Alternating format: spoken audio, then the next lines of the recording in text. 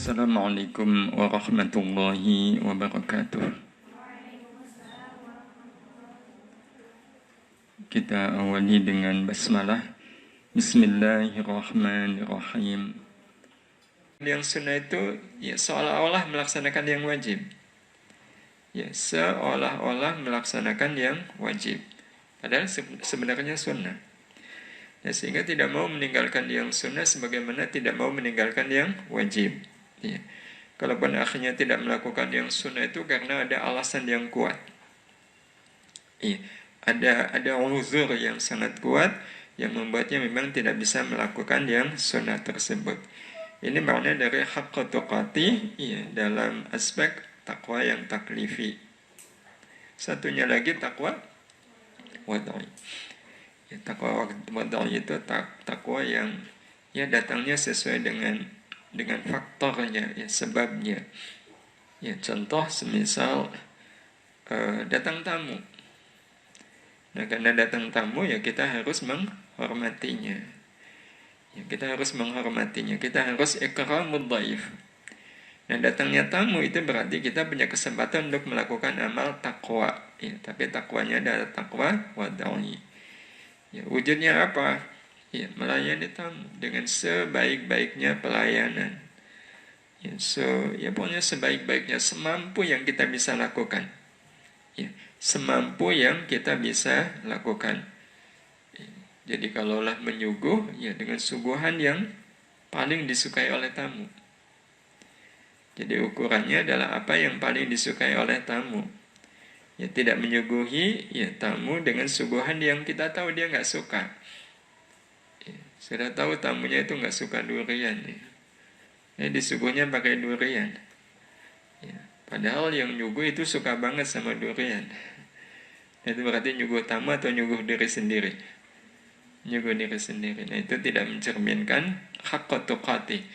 Ya, kalau takwanya bisa jadi iya, tapi kalau sampai dikatakan haqqa tuqati belum. Kenapa? Karena dia menyuguhinya dengan suguhan yang ya, kurang disukai oleh tamu. Jadi nilai pelayanannya menjadi kurang. Dan itu berlaku untuk semua amal.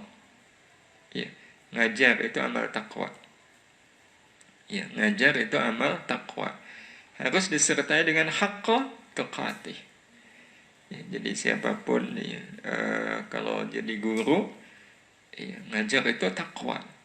Nah, cuma harus dicari haqqa tuqatihnya apa. Ya, haqqa tuqatihnya apa di tengah-tengah saya mengajar ini. Ya, kalau saya lakukan itu berarti menunjukkan ya saya ngajarnya ini benar-benar haqqa tuqati. Ya, kalau kita belajar dari Imam Malik semisalnya, beliau itu kalau mau menyampaikan walau satu hadis, ya, mau menyampaikan walau satu hadis, ya, apa yang beliau lakukan? Beliau bersih badan dulu, mandi dulu, pakai baju yang terbaik, pakai wewangian. Ya, barulah kemudian beliau temui ya, orang yang bertanya tentang hadis itu. Ya, barulah beliau kemudian sampaikan hadis itu kepada orang lain. Itu menunjukkan betapa Imam Malik ya, ngajar hadis itu tidak hanya sekedar ngajar. Ya, tidak hanya sekedar ngajar kan takwa, enggak. Ya, tapi beliau berusaha menyentuhkan haqqa tuqati di dalam amal takwa beliau. Ya, itu kalau kita belajar kepada Imam Malik. Dan beliau ini ya, termasuk imam ulama yang Allah Subhanahu wa taala karuniai harta yang cukup banyak. Ya, harta yang cukup banyak. Nah, apa yang beliau lakukan dengan harta beliau yang cukup banyak itu? Ternyata beliau gunakan untuk lebih memaksimalkan ngajar. Ya, lebih memaksimalkan ngajar santri beliau, ngajar murid-murid beliau. Ya, tidak jarang ya, murid-murid beliau itu dibiayai. Nah, salah satunya adalah murid beliau Imam Asy-Syafi'i. Setelah sekian lama belajar kepada Imam Malik, ya, Imam Malik merasa sudah tidak ada lagi yang bisa saya ajarkan, ilmu saya habis. Ya, dihabisi oleh Imam Asy-Syafi'i. Nah, ini bagian dari haqqa tuqatihnya seorang guru. Beliau terus terang, Syafi'i, Sudah tidak ada lagi ilmu yang bisa saya ajarkan kepadamu. Semua ilmu yang saya miliki sudah saya ajarkan kepadamu. Saya berharap engkau bisa meneruskan pelajaran. Ya. Nah, ada sebenarnya yang ilmunya satu level dengan saya, kata Imam Malik, itu ada, namanya Imam Abu Hanifah. Tapi beliau sudah wafat. Ya, beliau sudah wafat. Ya, tapi beliau punya murid. Ya, namanya Abu Hasan Asy-Syaibani. Ya. Kamu pergi sana ke Abu Hasan Asy-Syaibani. Ya, lanjutkan kamu ngaji. Ya. Dan Imam Malik tidak hanya sekedar nyuruh gitu, sana pindah ke Imam Abu Hasan Asy-Syaibani, enggak. Ya. Beliau kemudian gandeng itu Imam Asy-Syafi'i pergi ke di Madinah. Imam Malik kan di Madinah. Pergi ke Baqi'. Ya, Baqi' itu sekarang, ya dari dulu sih sebenarnya, dari zaman Nabi itu komplek makam, ya, makam para sahabat. Ada daerah namanya Baqi'. Nah, tapi di daerah Baqi' itu di zaman dahulu itu menjadi semacam terminal. Ya, jangan berpikir terminal bus antar kota, ya. Terminal unta. Ya. Jadi kalau semisal pengen bepergian gitu, ya, butuh kendaraan, nah maka datangnya ke Baqi' itu. Ya. Jadi digandeng ini Imam Syafi'i menuju ke Baqi'. Ya, sesamanya di Baqi', Imam Malik kemudian bertanya, ada nggak di antara kalian yang mau pergi ke Irak? Ya, yang mau pergi ke Irak. Ya. Saya gitu. Oh, ini saya titip, ini murid saya Syafi'i. Ya, tolong bawa ke Irak sampai ke tempatnya Imam Abu Hasan Asy-Syaibani. Yang bayar siapa? Imam Malik. Ya, yang ngongkosin itu Imam Malik. Ya, memang beliau dikaruniai harta. Ya, berarti kan harta yang beliau miliki itu beliau gunakan untuk menunjukkan haqqatuqatihnya beliau di dalam mengajar. Dan tidak hanya ngongkosin, ya. Imam Asy-Syafi'i juga kemudian dibekali oleh beliau. Nah, itu contoh, ya, amal-amal yang kita sebut sebagai haqqut tuqatih. Nah, tentu ragamnya bisa berbeda-beda antara satu dengan yang lain. Termasuk kita sebagai murid. Ya, belajar itu kan menunjukkan takwa, ya, menunjukkan takwa. Tapi di dalam takwanya kita belajar itu harus ada nilai haqqut tuqatih. Ya, nilai haqqut tuqatih. Apa nih wujud haqqut tuqatihnya saya di dalam belajar? Ya, di dalam belajar. Jadi begitulah makna ittaqullaha haqqa tuqatih. Ya.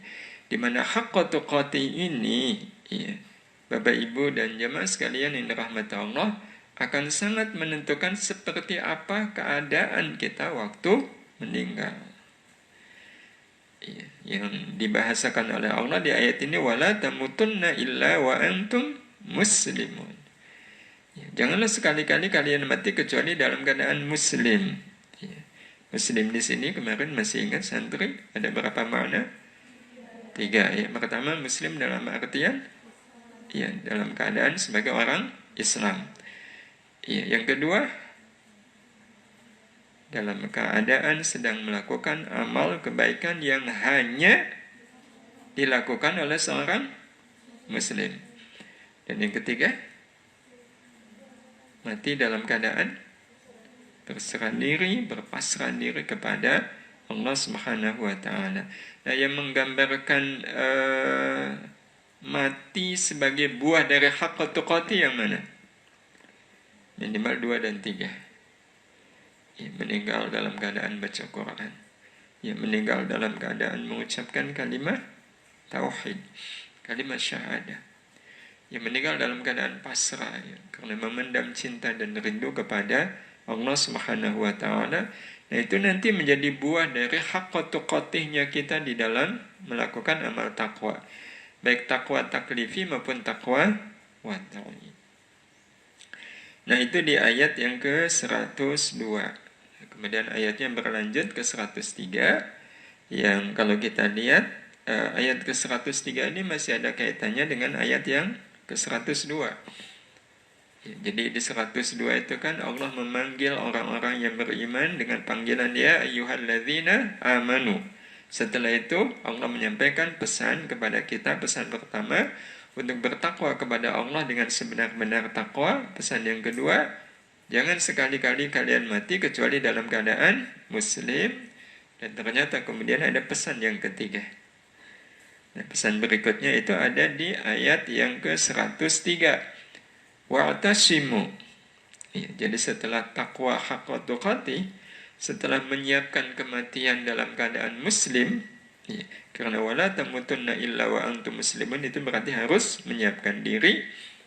Allah masih berpesan, pesan yang ketiga adalah wa'tasimu, dan berpegang teguhlah kalian bihablillahi, dengan tali Allah.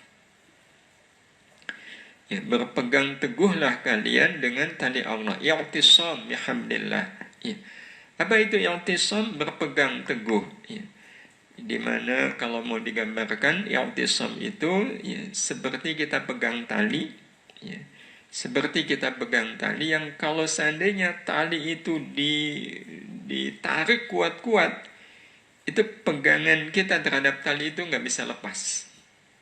Jadi kayak tangan dengan tali itu nempel. Ya, itu makna dari wa'tasimu. Jadi kalau kita pegangan tali, talinya ditarik keras, kemudian pegangannya lepas, nah itu berarti belum wa'tasimu.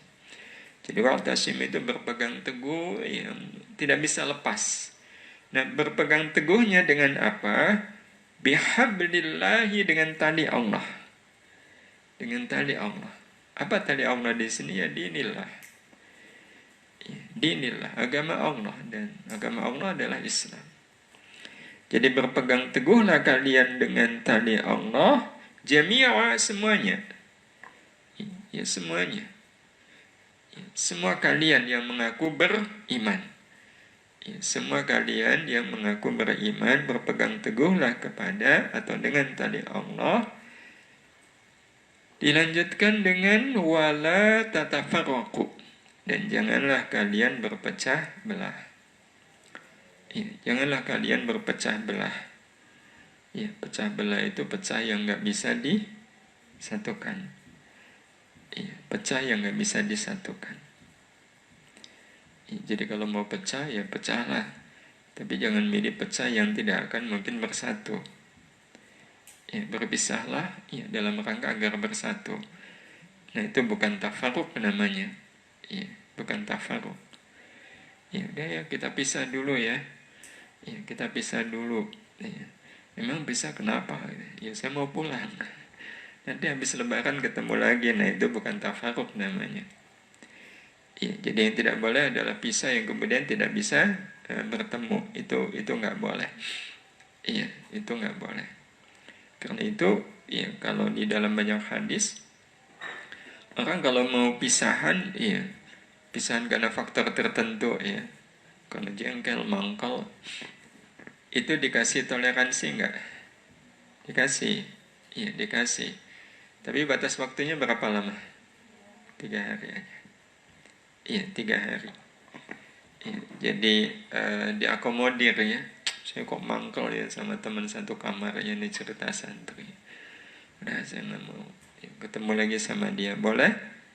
Boleh, tapi ada batas waktunya. Batas waktunya 3 hari.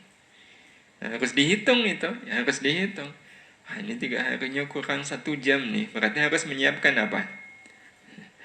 Harus bersiap-siap untuk ketemu dengan teman yang kemarin kita jauhi. Iya. Jadi pastikan sebelum 3 hari itu kita sudah ketemu lagi dengan dia. Iya. Damai lagi dengan dia. Ya, sebab kalau sudah lewat 3 hari kok belum juga mau damai, terus meninggal, itu meninggalnya berat sekali. Iya, berarti dia meninggal membawa apa? Membawa kebencian. Iya, berarti dia mati ya membawa kedongkolan. Iya, itu berat sekali matinya.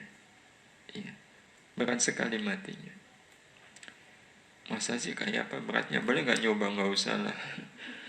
Ya, nggak usah nyoba ya. Pokoknya berat ya. Orang mati ya, tapi masih menyimpan kejengkelan kepada orang lain.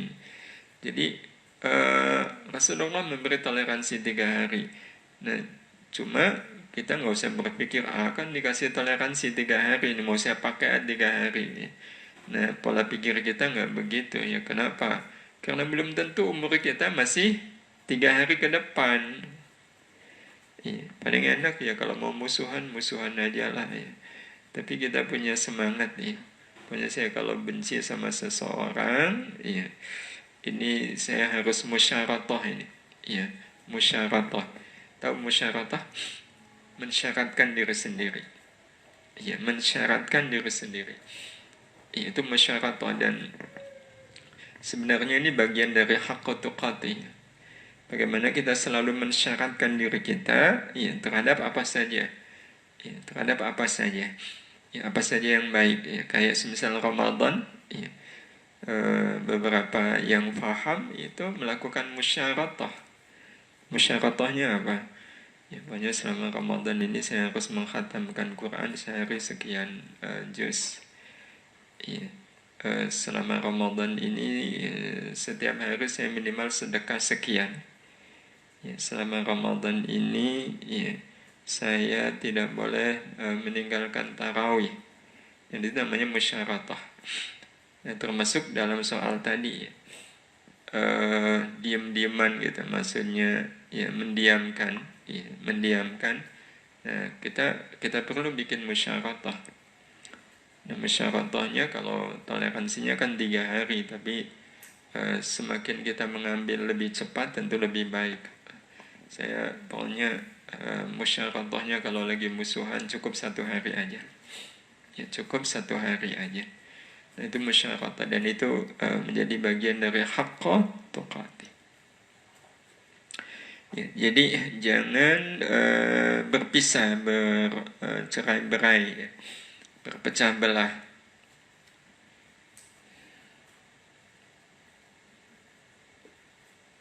Bahwa kemudian di dalam kehidupan sesama mukmin itu ada perbedaan.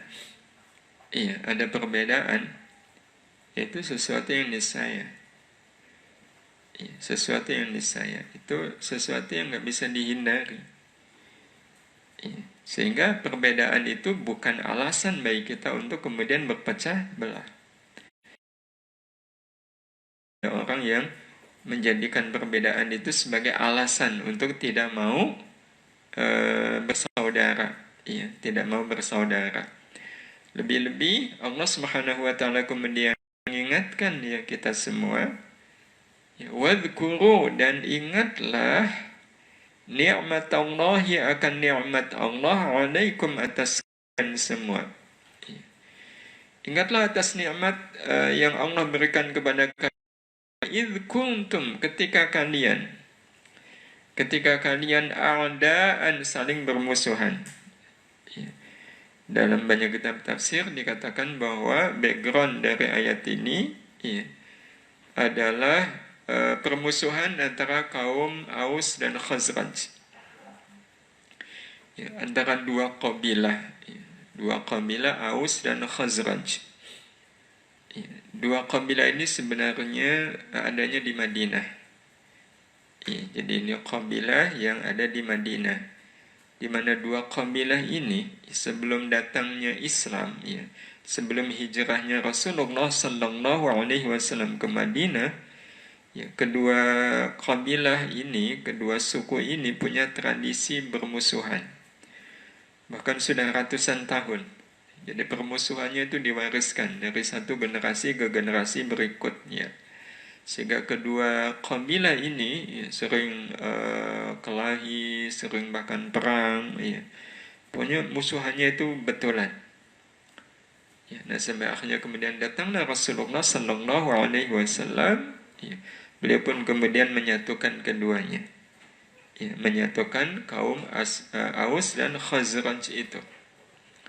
Nah, peristiwa bersaudaranya kaum Aus dan Khazraj ini kemudian diungkap oleh Allah Subhanahu wa taala untuk selalu diingat. Ya, untuk selalu diingat. Ya, salah satunya di Al-Imran 103 ini. Dan ingatlah terhadap nikmat Allah atas kalian ketika kalian bermusuhan, fa'allafa, maka Allah menyatukan. Ya, fa'allafa, maka Allah menyatukan baina qulubikum, di antara hati-hati kalian. Ya. Allah yang kemudian mentaklif hati kalian. Ya, taklif itu arti asalnya adalah membuat hati kalian lembut. Ya, jadi Allah buat hati kaum Aus itu lembut, Allah juga buat hati kaum Khazraj lembut. Ya, dua kaum sama-sama hatinya lembut, jadi akhirnya menjadi lembut. Iya, menjadi bersaudara. Ya, menjadi bersaudara. Ya, maka lanjutannya adalah fa'asbahtum. Ya, maka jadilah kalian bini'matihi, dengan nikmat Allah itu menjadi apa? Ikhwana, saudara. Ya, menjadi saudara. Jadi tadinya bermusuhan, datang Nabi Sallallahu Alaihi Wasallam, ya, beliau kemudian berusaha menyatukan dan akhirnya mereka bersatu. Itu hakikatnya yang menyatukan siapa? Rasulullah atau Allah? Allah. Tapi Allah memilih Rasulullah untuk menjadi jalan bersatunya mereka. Tapi bahwa yang kemudian membuat hati mereka bertemu itu adalah Allah Subhanahu wa taala. Yang membuat hati mereka kemudian tertaklif, itu adalah Allah Subhanahu wa taala. Ya, maka Allah menyebutnya fa'allafa baina qulubikum. Allah melembutkan hati kalian, menyatukan hati kalian, maka jadilah kalian dengan nikmat Allah itu bersaudara. Nah, kemudian ditambah lagi wa kuntum. Ya. Dan kalian itu ala syafa khufratin. Nah, ini nikmat Allah berikutnya. Jadi awalnya Allah mengingatkan nikmat bersaudara yang tadinya bermusuhan.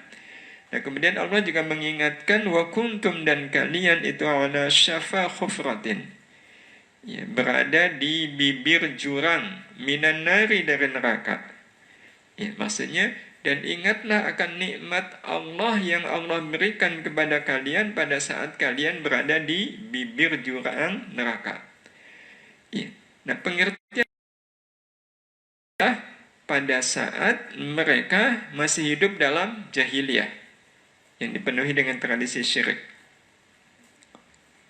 Sebelum akhirnya datang Nabi Sallallahu Alaihi Wasallam. Orang yang hidup dalam suasana jahiliyah yang dipenuhi dengan syirik itu hakikatnya mereka itu sedang berada di bibir apa? Bibir neraka. Iya, aslinya mereka itu berada di bibir neraka. Datang Rasulullah Sallallahu Alaihi Wasallam, yang kemudian Rasulullah itu tentu yang mendatangkan adalah Allah, yang kemudian menyampaikan kepada orang-orang untuk meninggalkan syirik. Ya, nah, meninggalkan syirik itu sama dengan menjauhkan diri dari bibir api neraka. Nah, ingat itu. Kalau saja tidak ada Rasulullah Sallallahu Alaihi Wasallam, kalian tetap berada dalam kejahiliahan. Ingatlah bahwa itu juga adalah bagian dari nikmat Allah Subhanahu wa taala. Fa'anqadzakum minha. Fa'anqadza, kemudian Allah menyelamatkan kalian, ya, menyelamatkan minha, dari neraka. Ya. Jadi Allah Subhanahu wa taala menyuruh kaum Aus dan Khazraj untuk mengingat nikmat Allah, ya, dan penyelamatan Allah. Nikmat Allah mempersaudarakan dan nikmat Allah menyelamatkan. Dan ayat ini, ya, kalau lihat latar belakangnya memang bicara tentang Aus dan Khazraj. Ya, tapi ayat ini, ya, Bapak Ibu dan jemaah sekalian, berlaku seutuhnya untuk kita. Ya, berlaku seutuhnya untuk kita. Ya. Di mana letaknya? Ya.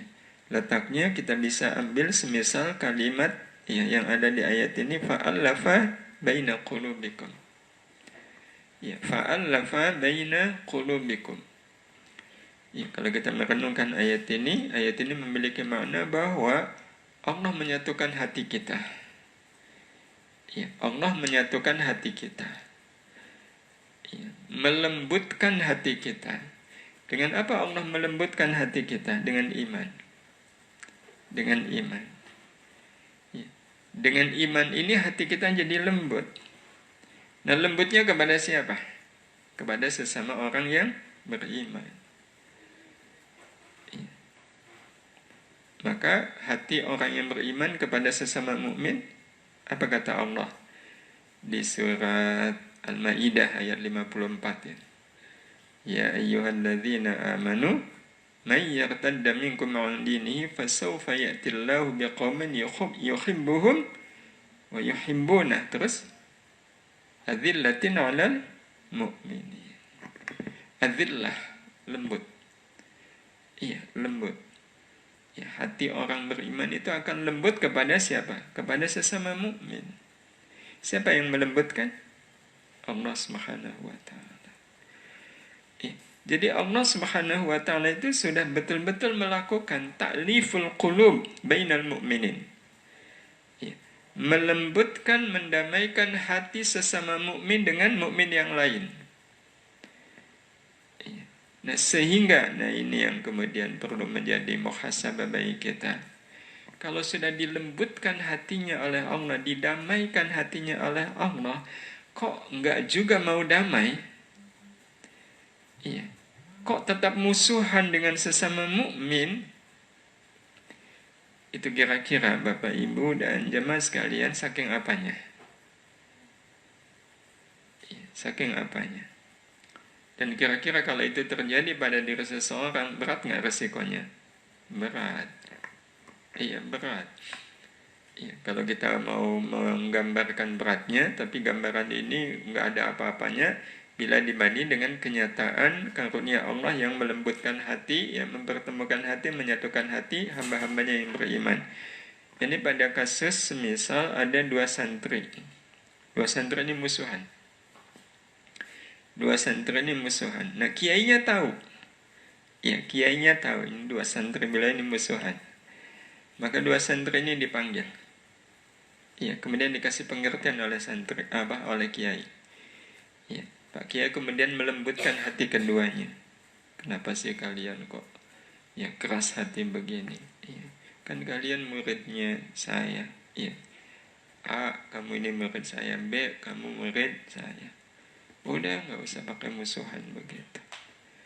Ya. Kalau kalian merasa ya, punya guru yang sama, ya, ya, harusnya kalian punya hati yang lembut karena sama-sama murid. Dua kalian ini sama-sama murid saya. Udah, akur kalian. Ya, akur kalian. Pak Kiainya bilang begitu kepada dua santri yang lagi musuhan. Kira-kira apa yang akan dilakukan oleh keduanya? Mungkin kata tetap musuhan. Nah, iya. Hati mereka kan pasti akan tersentuh. Ya, karena kalau tetap musuhan dengan sesama santri tadi, itu sama dengan melukai siapa? Melukai kiai, tidak menghormati kiai.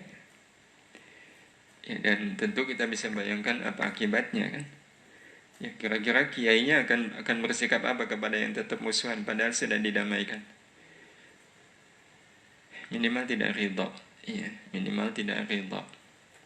Dan itu pasti amat sangat dijauhi kan oleh santri. Ya, kalau sampai mengundang kiainya tidak ridha akibat musuhan dengan sesama santri. Bukankah gambaran seperti ini ya, adalah miniatur ya, dari sebuah kondisi yang lebih besar, yakni kita dengan sesama mukmin. Ya, sesama mukmin berarti sama-sama iman kepada Allah. Berdasarkan ayat ini, hati sesama mukmin itu sudah ditaklif oleh Allah. Fa'allafa baina qulubikum. Ya, Allah sudah menyatukan, melembutkan, ya, mempertemukan hati ya, orang-orang yang beriman. Yang melakukannya itu Allah. Ya, yang melakukannya adalah Allah. Ya. Nah, sehingga kita bisa bayangkan kalau sudah disatukan hatinya oleh Allah Subhanahu wa taala, ternyata nggak mau menyatu, tetap aja memusuhi. Ya. Ya sih, saya tahu dia orang yang beriman dan Allah sudah mengatakan fa'ala fa baina qulubikum, tapi Berarti saya nggak bisa ketemu dengan dia. Kenapa? Nah, madhabnya beda, manhajnya beda, harokahnya beda. Apalagi yang beda? Sukunya beda, model jilbabnya beda, ya, majelis taklimnya beda. Ya saya nggak bisa, ya saya nggak bisa. Ya, nah ini sebenarnya berat. Kenapa berat? Karena ketika dia mengatakan nggak bisa, Allah tahu nggak? Allah langsung tahu. Iya, ini ya, hampir-hampir bisa kita katakan ini sama aja dengan mengundang tidak ridhonya Allah Subhanahu wa Ta'ala. Ya karena itu memang Allah amat sangat tidak suka ya dengan pertikaian, dengan perpecahan ya. Sampai-sampai tadi ya, ada toleransi 3 hari tadi ya, tapi tetap musuhan ya, tetap dengki, tetap benci, tetap mendiamkan ya sesama mukmin, terus mati. Oh itu berat sekali matinya. Salah satu faktor yang membuat orang bisa mati su'ul khatimah itu salah satunya apa? Salah satunya adalah mati dalam keadaan masih punya musuh sesama mukmin. Iya, minimal masih punya kebencian kepada sesama mukmin. Oh, itu berat sekali. Sebagaimana kebalikannya. Ya, kalau kita punya hati lapang-lapang aja kepada sesama mukmin, nggak ada ganjalan. Iya, nggak ada ganjalan kepada siapapun. Hatta kepada yang nyakitin, iya, nggak ada ganjalan. Iya, maka Allah Subhanahu wa Ta'ala akan memutuskan dia ini sebagai ahli apa? Ahli surga.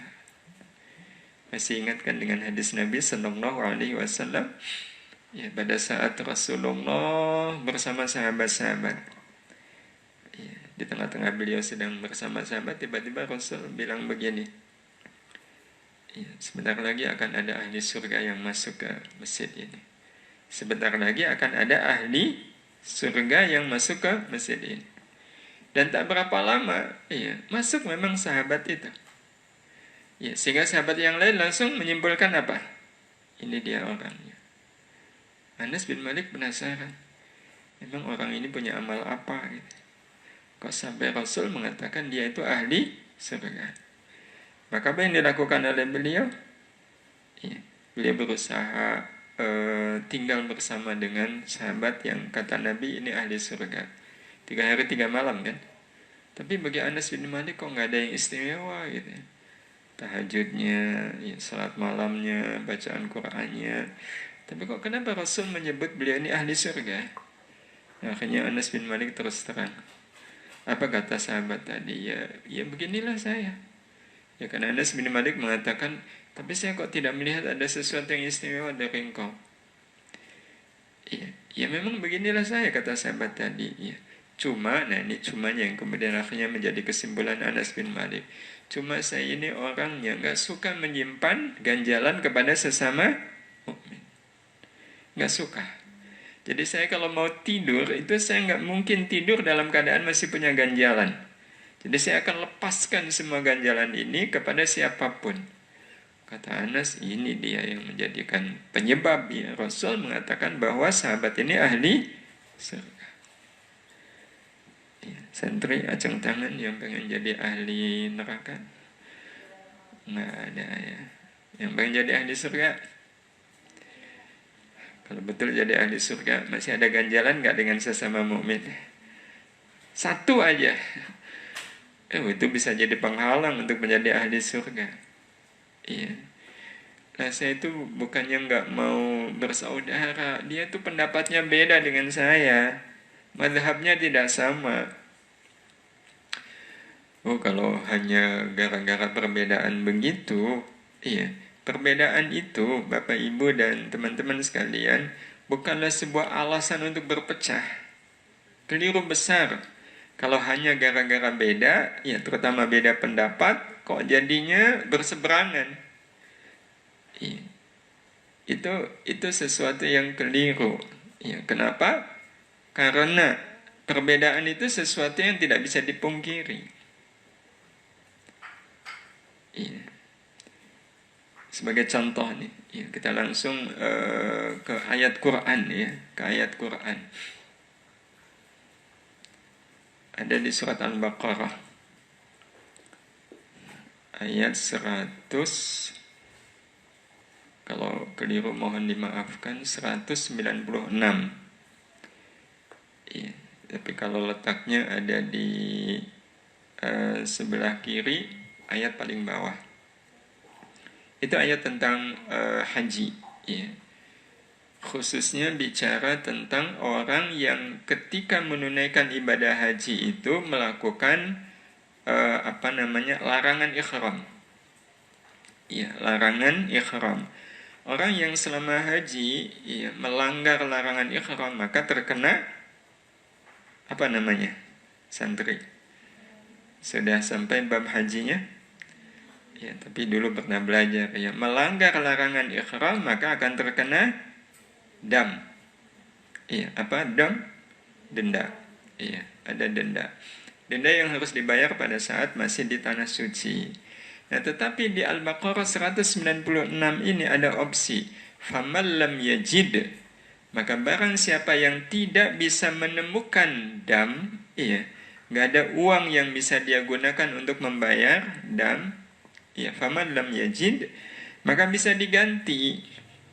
Digantinya dengan apa? Fasyamu, iya, thalathati ayyamin fil hajj, dengan puasa 3 hari selama masih dalam masa haji.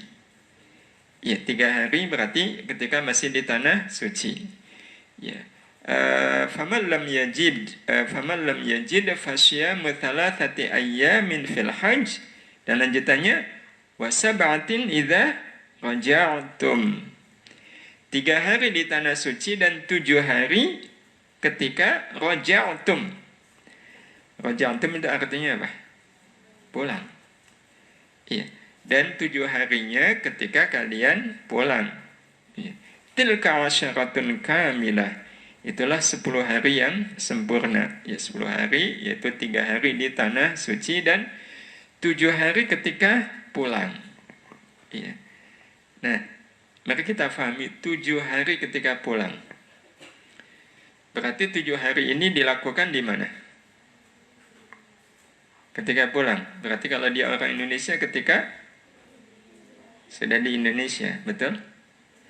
Nah, tapi pertanyaannya sekarang, boleh nggak kalau sudah melakukan puasa itu di perjalanan? Ya, apalagi zaman dahulu kan. Bisa kebayang dari tanah suci pulang ke Indonesia butuh berapa lama? Ya, butuh berapa lama? Dulu orang tua kami, ya, orang tua Abi, Haji itu naik kapal. Ya, perjalanan butuh 15 hari. Ya. Nah, pertanyaannya, boleh nggak dalam perjalanan itu dia melaksanakan puasa? Boleh nggak? Salah nggak? Berarti sebenarnya, iya, 7 hari sisanya itu apakah harus dilaksanakan ketika sampai di rumah atau boleh dikerjakan ketika masih dalam perjalanan? Tidak tahu. Inilah yang kemudian akhirnya menimbulkan perbedaan pendapat. Ya, di dalam mazhab Syafi'i yang dikatakan bahwa 7 hari itu betul-betul ketika sampai di rumah. Ya, itu di mazhab Syafi'i. Tetapi di mazhab Hanafi, mereka berpandangan, itu boleh ketika masih dalam perjalanan. Berarti dua pendapat ini berbeda enggak? Berbeda. Nah, mana yang benar? Semuanya benar. Iya, semuanya tidak salah. Kenapa? Iya. Ini gambaran bahwa perbedaan pendapat itu sangat mungkin hasil dari memahami teks. Iya. Jadi bagi mazhab Hanafi, orang kalau sudah pulang walaupun belum sampai rumah yaitu sudah dinyatakan pulang. Tetapi dalam pandangan mazhab Syafi'i, pulang itu ya kalau sudah ada di rumah. Nah, dua-duanya ya itu benar. Benarnya gimana? Ya, contoh sederhana nih, contoh sederhana. Kalau seandainya kita ya, saya lah Abi, semisal ngajar di satu tempat, ya, ngajar di satu tempat di Magelang ya, di Magelang. Nah, selesai ngajar pulang kan. Iya, selesai ngajar pulang. Nah, ketika sudah meninggalkan tempat, ya, pulang, ya, ada orang yang nanya ke panitia, Pak Satori mana? Jawabannya apa? Jawabannya apa? Sudah pulang kan? Oh, udah pulang. Ya, oh, udah pulang. Nah, yang nanya ini kemudian nelpon. Yang ditelepon Umi. Iya, nanya, iya. Umi, Pak Satori udah pulang belum? Iya. Apa kata Umi? Sudah pulang atau belum? Nah, belum. Tapi menurut panitia sudah. Menurut Umi belum. Terus siapa yang benar? Dua-duanya benar. Iya, dua-duanya benar. Jadi dalam pandangan mazhab Syafi'i itu benar, dalam pandangan mazhab Hanafi itu juga benar. Nah, kalau sama-sama benar, kenapa harus bertikai? Iya. Dan begitu kalau kita mau memahami, ya, kenapa kemudian terjadi perbedaan pendapat di dalam masalah memahami teks. Ya. Di masa dahulu juga, di masa Nabi bahkan, ya, sahabat itu bisa berbeda. Sekelompok sahabat, ya, mengatakan, ya Rasul, ya, engkau jangan wafat dulu, ya, engkau jangan wafat dulu, biarkan kami yang wafat duluan. Ya, sebab kalau engkau yang wafat duluan, iya, wah itu bisa sangat mempengaruhi kami. Tapi kalau kami yang wafat duluan, iya, itu nggak akan memberikan pengaruh. Ya, jadi kami ini sangat berharap, ya, kami ini wafat lebih dahulu daripada Rasulullah Shallallahu Alaihi Wasallam. Nah, ini kata-kata sahabat seperti ini bisa dibenarkan nggak? Bisa? Ya. Kalau saya yang wafat, ya nggak ada masalah. Iya, bangunan dakwah ini nggak akan goyah. Iya. Tapi kalau Rasulullah yang wafat kan, iya. Maka banyak sahabat itu yang memilih enggak lah. Iya, kita pengennya wafat duluan daripada Rasul Sallallahu Alaihi Wasallam. Tapi ada sahabat, iya, yang dia mengatakan enggak. Iya, kalau saya malah pengen Rasulullah wafat duluan daripada saya. Biarlah Rasulullah itu wafat duluan daripada saya. Itu kalau orang nggak faham, iya, mangkel nggak sama sahabat ini? Mangkel kan? Nggak sopan itu. Ya malah, ya, dalam tanda kutip, iya, lebih seneng kalau Rasulullah wafat duluan. Ternyata sahabat itu punya alasan. Iya. Apa alasannya? Nah, mari kita lihat apa alasan beliau. Iya. Saya senang kalau Rasulullah Sallallahu Alaihi Wasallam itu wafat duluan karena ini kata si sahabat tadi, likai usaddiquhu mayyitan kama usaddiquhu hayyan, agar saya bisa membuktikan bahwa saya tetap membenarkan beliau di kala wafatnya sebagaimana aku membenarkan beliau di kala beliau masih hidup. Iya, untuk bisa membuktikan bahwa selamanya saya akan beriman kepada Rasulullah, baik ketika beliau masih hidup ataupun ketika beliau sudah wafat. Iya. Jadi untuk menunjukkan bahwa saya betul-betul beriman. Iya. Mau Rasulullah ada ataupun Rasulullah wafat, iya, saya tetap beriman. Nah, ketika melihat alasan begitu kan kita nggak bisa menyalahkan. Nah, hadirin hadirah yang dirahmati Allah Subhanahu wa taala. Jadi begitulah makna dari wala tatafarraqu, ya, jangan berpecah belah, ya. Jangan berpecah belah. Jadi kalau sampai, ya, jadi ini musibah, ya. Kalau hati sudah disatukan oleh Allah, kok masih benci kepada sesama mukmin? Ya, padahal Allah sudah menyatukan. Fa'allafa baina qulubikum. Gak main-main, yang menyatukan adalah Allah. Ya, karena itu memang berat, ya. Salah satu faktor beratnya orang waktu sakaratul maut itu apa? Ya, masih menyimpan kebencian kepada sesama mukmin. Itu salah satu faktor yang menjadi penyebab beratnya orang ketika dalam keadaan sakaratul maut. Ya, masih ingat Alqamah? Nah, itu salah satunya. Apalagi kalau yang dibenci adalah ya, orang yang sangat dekat. Ya. Apalagi kalau yang dibenci adalah ulama, wah itu lebih berat lagi. Ya, lebih berat lagi. Wallahu Kadzalika, ya, yang demikian ini yubayyinu, ya, sudah menjelaskan siapa Allah, ya, lakum kepada kalian semua. Allah menjelaskan ayat-ayatnya. Ya.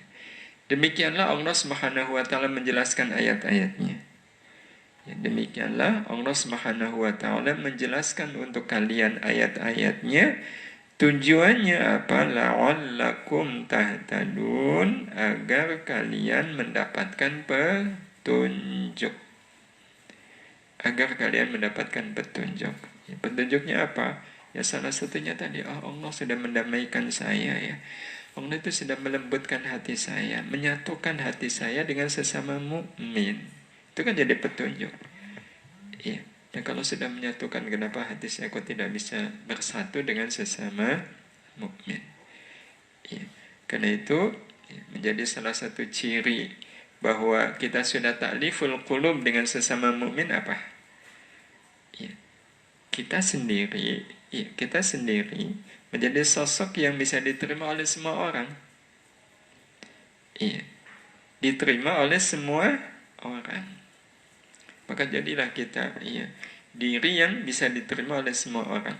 Jadi kalau mau realnya di Indonesia ya, di Indonesia kita ketemu orang Muhammadiyah dianggap sebagai Muhammadiyah. Ketemu orang NU menganggap kita sebagai mereka. Ya, ketemu teman-teman Persis, mereka menganggap kita Persis. Berarti kita menjadi orang yang apa? Orang yang jelas atau orang yang nggak jelas? Ini orang yang jelas, yang sangat jelas kejelasannya. Iya, sedemikian tidak jelasnya sampai semua orang mengakui kita. Iya, itu sangat bagus sekali dan memang itu harusnya menjadi PR kita. Kalau kita masih diakui oleh hanya satu kelompok, nah itu kita masih punya PR. Iya. Kok kelompok itu belum mengakui saya? Berusaha lah. Itu bisa jadi karena kita kurang ta'liful qulub dengan mereka. Ya berusaha lah ta'liful qulub dengan mereka. Ya buatlah apa gitu ya, pisang goreng gitu ya. Iya, kasihkan ke mereka. Itu bagian dari ikhtiar kita untuk menjemput petunjuk. Jadi baik kita itu gambaran betapa petunjuk Allah itu belum nyampe. Iya, petunjuk Allah itu belum nyampe. Ya, apalagi masih fanatik Anda, bukan zamannya lagi. Ya, kita fanatikan, ya merasa diri paling benar, ya menjudge, menyalahkan, ya yang lain. Ya, sudah bukan zamannya lagi karena sebenarnya perbedaan pendapat itu sudah finish sejak kurun masa abad ke-3 Hijriyah. Ya. Berarti tahun 300-an, yaitu perbedaan pendapat sudah finish, ya, sudah selesai. Ya, silakan semua orang mengamalkan sesuai dengan pendapatnya, sesuai dengan madhabnya, dan perbedaan itu menjadi kesempatan bagi kita untuk menguatkan, meneguhkan ukhuwah. Karena sebenarnya ukhuwah yang sebenarnya adalah ukhuwah bukan kepada orang yang satu jenis dengan kita. Ukhuwah itu adalah dengan orang yang berbeda, ya. Berbeda madhabnya, berbeda golongannya, ya berbeda partainya. Itulah kesempatan kita untuk berukhuwah dan sesungguhnya itu juga bagian dari takwa yang haqqa tuqatih. Wallahu a'lam. Ada tanggapan? Dari santri boleh. Sebelum dari jamaah, ya.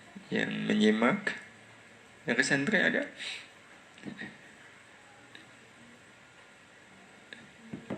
Baik, kalau nggak ada, iya, ini pesan terakhir yang disampaikan oleh beliau Syekh Abdullah Ba'alawi Al-Haddad adalah apa yang Allah Subhanahu wa taala firmankan di ayat berikutnya. Wa takum minkum ummatun yad'una ilal khair wa ya'muruna bil ma'ruf wa yanhauna 'anil munkar wa ulaika humul muflihun. Wal takun, dan hendaklah ada minkum, ya, di antara kalian semua, hendaklah ada di antara kalian ummatun, satu umat, yad'una, yang mengajak, ilal khairi, kepada kebaikan, wa ya'muruna, dan memerintah, bil ma'rufi, kepada yang ma'ruf, wa yanhauna, dan mencegah, 'anil munkari, dari yang mungkar, wa ulaika humul muflihun, dan mereka inilah orang-orang yang menang. Allah berpesan, hendaklah ada di antara kalian. Iya. Sebagian mufassir, ya, menyebut min ini bahkan min yang ziyadah. Iya. Kalau ziyadah berarti tidak sebagian kalian, tapi hendaklah semua kalian. Ya, tapi sebagian mufassir lagi mengatakan bahwa minkum di sini artinya sebagian dari kalian. Ya, sebagian dari kalian berarti tidak menunjukkan semuanya. Nah, tapi kalaupun diartikan minkum ini sebagian dari kalian, dan ayat ini sampai kepada kita, maka sebuah kehormatan kalau kita mengambil kesempatan ini. Hendaklah ada di antara kalian. Kesempatan untuk apa? Untuk menjadi orang yang yad'una ilal khair, mengajak pada kebaikan, memerintahkan kepada yang ma'ruf, dan meninggalkan dari yang mungkar. Karena orang seperti ini dijamin oleh Allah Subhanahu wa taala, faulaika humul muflihun. Mereka inilah orang-orang yang menang. Ini kesempatan yang Allah Subhanahu wa taala berikan kepada kita, mengajak orang kepada kebaikan. Iya, mengajak orang kepada kebaikan. Ada yad'una ilal khair dan ada ya'muruna bil ma'ruf. Iya. Padahal al-khair dan al-ma'ruf itu dua-duanya memiliki secara bahasa artinya sama, yaitu kebaikan. Tapi kenapa al-khair itu menggunakan yad'una, sementara al-ma'ruf menggunakan ya'muruna? Yad'una mengajak, ya'muruna memerintah. Sama nggak mengajak dengan memerintah? Beda, ya. Nah, beda. Di mana letak bedanya? Dan kenapa yad'una itu ilal khair dan ya'muruna itu ilal ma'ruf? Kenapa menggunakan bahasa yang berbeda, al-khair dan al-ma'ruf? Ini ingin kita bahas, tapi waktu yang membatasi kita. Besok insya Allah kita lanjutkan. Kita ingin bisa menjadikan ayat yang ke-104 ini menjadi salah satu ayat kehidupan baik kita.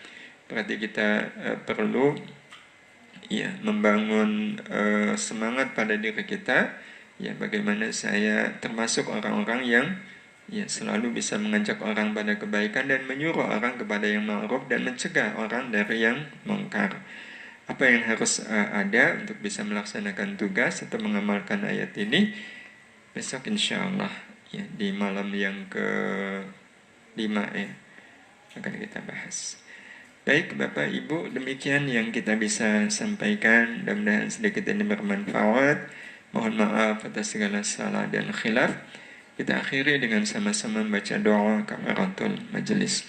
Subhanakallahumma wa bihamdika asyhadu an la ilaha illa anta astaghfiruka wa atubu ilaik. Assalamualaikum warahmatullahi wabarakatuh.